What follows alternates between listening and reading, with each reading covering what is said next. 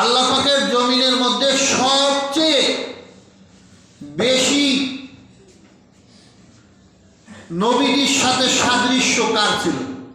মানে নবীজি কিভাবে বসতেন, কিভাবে কথা বলতেন, কিভাবে খাওয়া দাওয়া করতেন, কিভাবে নামাজ আদায় করতেন, বুঝছেন? মানে কি যত চাল চলন আছে, কিভাবে ঘুমাইতেন। তো এই নবীজিকে হুবহু হযরত ফাতেমাতুজ জাহরা আলাইহিস সালাম একবার অনুসরণ করছেন। সুবহানাল্লাহ। দেখা গেছে কি জানেন, যেমন হযরত আয়েশা সিদ্দিকা আলাইহিস সালাম উনি বর্ণনা করেন, কোন কোন সময় আয়েশার ঘরের ভিতরে দরজায় যখন হযরত ফাতেমা আলাইহিস সালাম আয়েশা ডাক দিতেন, ফাতেমা রাদিয়াল্লাহু আনহা যখন আয়েশা ডাক দিতেন, আয়েশা সিদ্দিকা আলাইহিস সালাম উনি মনে করতেন যে নবীজি আইছে। সুবহানাল্লাহ। মানে পার্থক্য করতে পারত না, এতটা মিল থাকার কারণে পার্থক্য করা সম্ভবই ছিল না। তা সেই ফাতিমাতুজ জাহরা আলাইহিস সালাম ওনার জমিনে আগমনের দিন হইল, বার বা তারিখ হইল আজকের দিন, আজকের তারিখ 20 জামাদুল সানি শরীফ উনি জমিনের মধ্যে আগমন করেন। সুবহানাল্লাহ।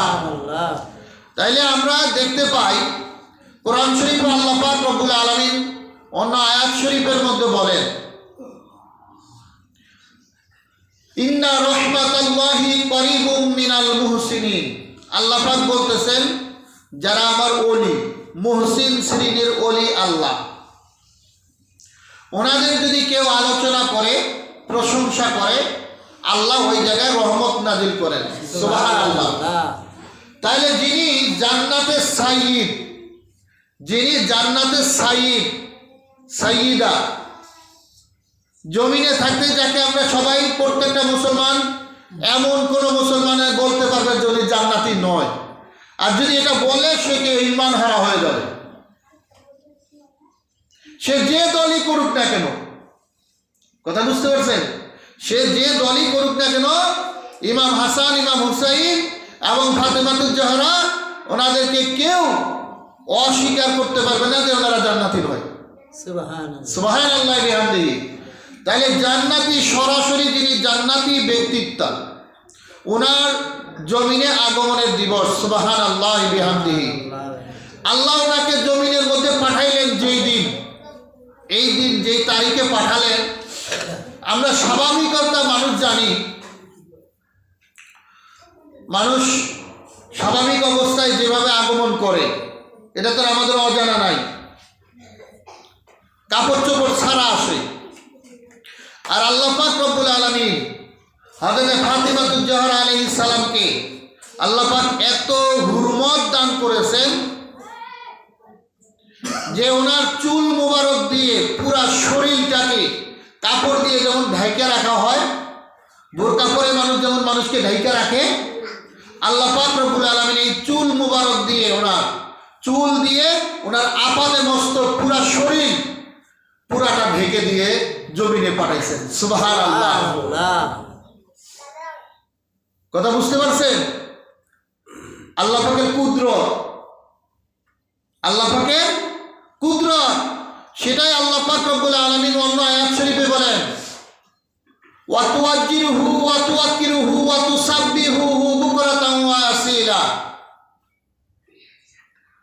নবীজির যদি কেউ আহলে বাইত পাও তোমরা, ওনাদের যদি প্রশংসা করো, ওনাদেরকে পাইলে কি করবে?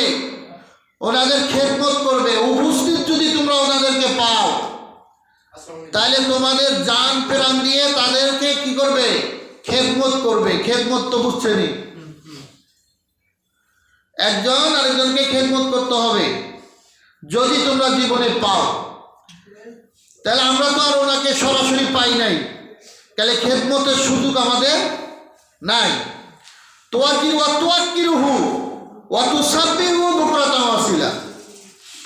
আমরা পাই কি? যে ওনাদের প্রশংসা করা,